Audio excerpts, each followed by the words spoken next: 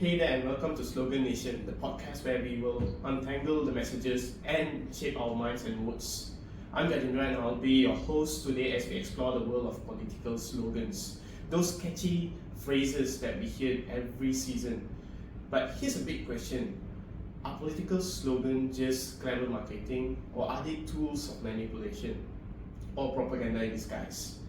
Today I'm joined by my amazing group members. Everyone, please introduce yourselves. I'm Shaya. I'm Cindy. I'm Yui. I'm Jahui. Okay, we are diving into this topic from a Malaysian lens. So whether you've heard of One Malaysia or Reformasi, this episode is for you. Let's get into it. Okay, let's start with a bit of history. Slogans have always been a part of a political strategy. In Malaysia, we've seen iconic ones like One Malaysia, which promoted national unity under Najib Razak's leadership, or Reformasi, which became a rallying cry for political change in the late 90s. These phrases are not just words. They are tied to political ideologies, promises, and sometimes disillusionment. But what makes a slogan stick?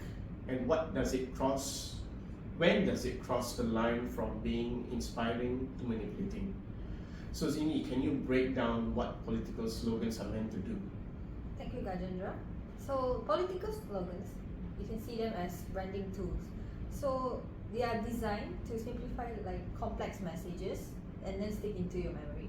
So, you can think of them as marketing, except the product is the political agenda. So, it's not always that innocent. But some slogans, they use emotional or repetitive so to bypass the critical thinking or logical sense. So, whenever politicians use slogans like Keluarga Malaysia, it may feel warm and uniting, but we are questioning what policies are really behind it. So that is where things get very tricky. So when slogans become a shield for very vague or misleading messages, like Keluarga Malaysia, or much like the previous slogans like Satu Malaysia or Malaysia Baru, it promotes a sense of inclusiveness. But whether that inclusiveness is reflected in the actual policies is another matter. Often these slogans are repeated across media channels until they feel like they are accepted. So regardless whether they are leading to real changes, and some people may embrace these slogans and respond with skepticism or satire, highlighting the gap between the message and the reality. Exactly, there's a thin line between persuasive rhetoric and manipulative propaganda. So how do we tell the difference? Jahui, you have done some reading on this. Help us out. Yeah, sure. And so, rhetoric is about a perception, yes, but ideally with logic and reason. So it's meant to inform, inspire, and involve the public in dialogue. And second is propaganda. This is on the other hand, often use fear, exaggeration, or oversimplification.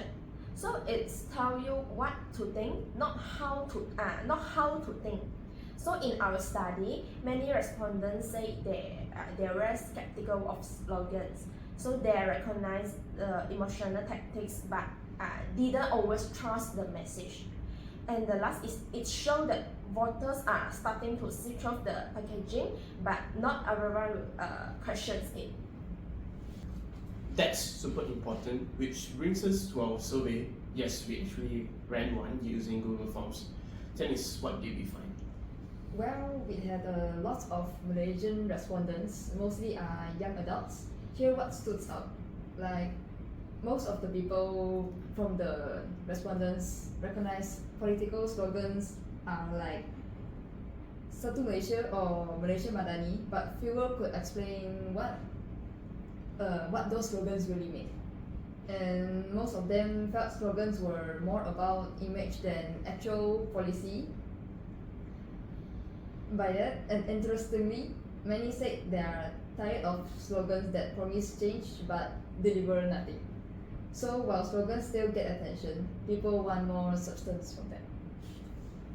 Now, here's the next big question. Do political slogans bring Malaysians together, or do they deepen division? Can you tell us what you found?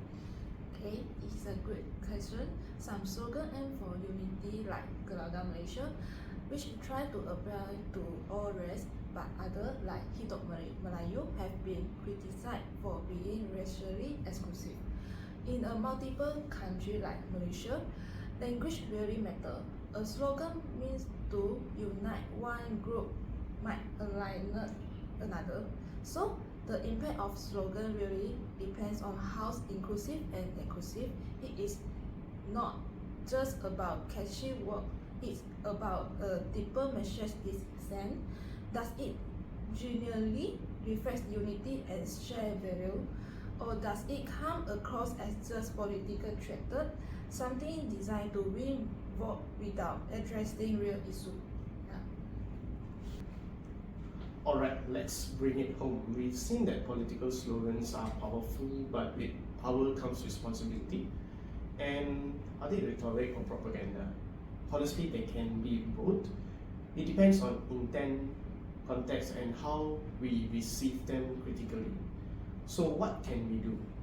Well, here's a quick takeaway for our listeners. Don't stop at the slogan. Ask what is the actual policy behind it. Be media literate, spot emotional appeals, and most importantly, work with your mind and not just your heart. So everyone, before we reach the end of our podcast, I have a question to everyone here. So what is your own opinion on political slogans? Do you think they are propaganda or rhetoric? What is your opinion on their effects?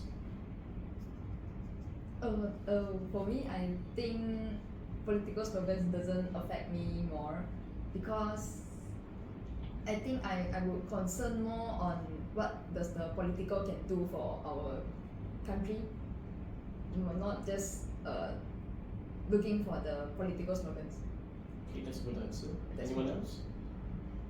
For me, in my opinion, I feel like yes, it somehow it does affect you to some extent, but like a well-made slogan, you can catch the attention. But if you are only saying the slogan with the empty promise or something, it does not really bring the message. Okay, so if for me, if the slogans aligns with my values or what, I feel like it is worth for me to go follow, then maybe I would vote for that person. But it's not entirely made my decision, but it does affect me somehow. That's a very detailed answer. Anyone else? For me, although I am not a political person, but in my opinion, political slogan do affect the voting. A good slogan can make people feel inspired and can connect to the party, and it can create a strong emotional feeling that stay in their mind when they vote. But if the slogan feel fake or only speak to one group, it can push other vote away. So I think slogans are powerful, more powerful. Okay, that's a really good answer. Alright. So in my opinion, sometimes political slogans do not affect voting because people may already know who they want to vote for. And for my opinion, is some voter also don't care about the slogans. So they look at the candidate's action, so no words. So slogan don't always change their decision. Okay, thank you for all of your answers. Personally, I feel like slogans can be powerful if they are aimed towards the right groups of people. So for example, if it's aimed to, in Malaysia, if the slogan is aimed for every race, then it would actually be something that is motivational. It could actually move the voters and affect the voting in the election. That is my view, and thank you all for your answers. Okay, to wrap up, political slogans aren't going away anytime soon, but as voters, we have the power to question them, challenge them, and hold our leaders accountable.